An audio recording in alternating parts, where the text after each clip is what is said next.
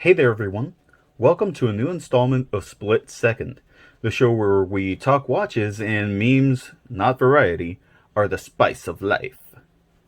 My name is Julio, I happen to like watches. Let's just go ahead and dive right in. Before proceeding, a quick wrist check. Today I am wearing my Bulova Marine Star. Now, today's episode is all about bezels, and this one has a fixed, rather blingy bezel, but I'm not here to talk to you today about this watch in particular. As I mentioned, today we have something a little different that I hope you will all enjoy. A new series on the channel called Learn from an Amateur. And for this installment, we will be talking about bezels and bezel inserts, as I mentioned previously. Before we proceed, please remember to like, comment, and subscribe. So this series is more targeted towards beginners, but I'm hoping everyone can get something out of it. If nothing else, the more knowledgeable among you can troll me in the comments down below. Bezels are quite simply defined as an area of the watch directly surrounding the crystal. Though there are also inner rotating bezels, which are housed beneath the crystal. But let's keep it simple and focus on the former. One common misconception is that it is only a bezel if it rotates. Not true. Fixed bezels do exist, as with the Marine Star here, and you've probably seen plenty of them. They come in a variety of finishes, as many as watch cases themselves actually. Some are smooth and others are fluted, and you will pretty much be able to find anything that suits your tastes. However, whenever most people talk about bezels, they're usually thinking about rotating bezels, and that's what we will mostly focus on today. Rotating bezels can either be unidirectional or bidirectional, depending on what you need. Unidirectional rotating bezels are most commonly dive time bezels. These can be found with minute markings around the entire bezel with Arabic numerals commonly found in 10-minute increments starting at minute 20. Although you can find them with different numbers, so it's really a style thing more than anything else. The way this feature works is you take the triangle at 12 and you point it at wherever the minute hand happens to be at the moment, effectively making that minute 0. And this allows you, there we go, this allows you to measure elapsed time up to an hour. Now these are called dive time bezels because in the past they were used by divers to time their decompression stops so as not to suffer from the bends. This is more properly known as decompression sickness, and it happens when divers ascend too quickly, reducing the ambient pressure to which their bodies are exposed, which results in tiny gas bubbles. No, not that type of gas. Yep, we got fart jokes. Tiny gas bubbles to form inside the body tissue, which can cause any number of complications, including death. So yeah, it's important to time those stops properly. Now, in the past, divers used a dive watch such as this, or this, which have a dive time bezel for this purpose. They only rotate in one direction. That's what makes you beautiful. So that, if the bezel is knocked, the time can only be reduced and not extended. Nowadays, though, divers use diving computers for this purpose, and rotating bezels are relegated to timing things like hard-boiled eggs and spaghetti. Somebody touch my spaghetti! Now, these bezels usually have either 60 or 120 clicks. That noise you hear there is the clicking on the inside of the bezel. That's a 120 click. That's a 120 click. And that is also a 120 click. There are also 90 click bezels, but hell if I know who that's for. I honestly, I don't know. 120 click tends to be more desirable since it allows for greater precision when aligning to a minute hand. The next kind of bezel that we're going to talk about today is GMT, but I'm also going to talk about 12-hour bezels. I'm going to be lumping these two together because they serve pretty much the same purpose, tracking a second time zone.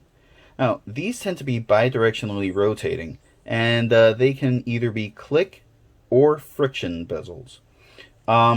This one, in this case, is an inner rotating bezel, right? So it's neither click nor friction. But basically, you know, what you do is with a GMT, you can track a second time zone by pointing the GMT hand at whatever the second time zone or whatever the time is in that second time zone you're wanting to track. So right now it's 11:15 Eastern, and I'm also tracking Central Time, which is around 10:15, right?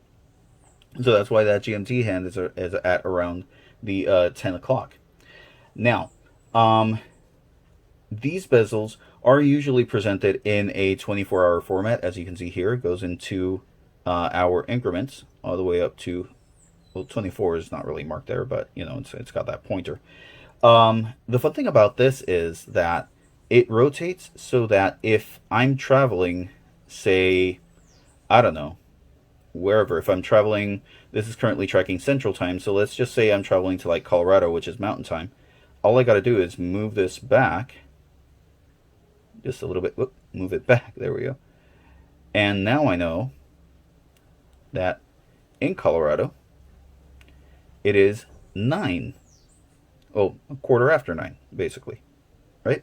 So that's why these tend to be rotating, because if I'm normally tracking just Central Time in this example, just because I have, like, say, family in Chicago or whatever, if I'm normally tracking Central Time, but I happen to have to go to somewhere in Mountain Time or Pacific Time for business or whatever, and I just need to quickly track it, but I know that I'm going to be, you know, going back to my Eastern Time, and I want to track what time it is in Central, you know, I can just move it there and then move it back again real quick. Now, the 12-hour bezel also allows you to track a second time zone, and with this one, you don't even need a GMT hand. Now, I don't happen to have a 12-hour bezel watch, so we're just gonna go ahead and use the Phoebus Wavemaster since we're just gonna go ahead and use the Phoebus Wavemaster since the bezel is less cluttered, and it's easier for us to just kind of pretend that it's 12-hour. On the 12-hour bidirectional, we'd be able to rotate it clockwise, but since we don't, we're just gonna kind of have to go around anti-clockwise or counterclockwise. So let's just go ahead and spin that over here. And let's just make pretend, right, that, you know, I'm in New York and I want to know what time it is in LA. Again, on the 12 o'clock bidirectional, we just move it that way, but we can't. It's easier that way, but we can't. So let's just go ahead. We did the whole thing here. So now I know, right, it's about 20 past 11 Eastern Time in New York, but in LA, it's 20 past 8. All right. Now, the last kind of bezel that we're going to talk about is the compass bezel. I really don't have one on hand, so I'm just going to throw up some images here. But did you know that you can use your watch as a compass? That's true. Thanks, Lin-Manuel, Alexander Hamilton, whatever. Yeah, if you are ever lost and you don't have your phone or any other GPS-enabled device, and you happen to know which direction you need to move, and you also happen to have a watch on your wrist, yes, if that very specific set of circumstances is met, your watch can save your life. I can be your hero, baby. What you want to do is you want to hold your watch horizontally, right? And you want to point your hour hand at the sun, right? So let's just take this and pretend here, right? So you want to hold, I'm sorry, it just bugs me whenever it's not at 12. All right, so you want to hold your watch horizontally, and let's just pretend the sun is that way, right? So we're just going to go ahead and point the hour hand towards the sun. And now the halfway point between this and 12, which is here, That halfway point would be around here. Now I know that south is that away. South is that away. You know, based on this hypothetical example where the sun is this way.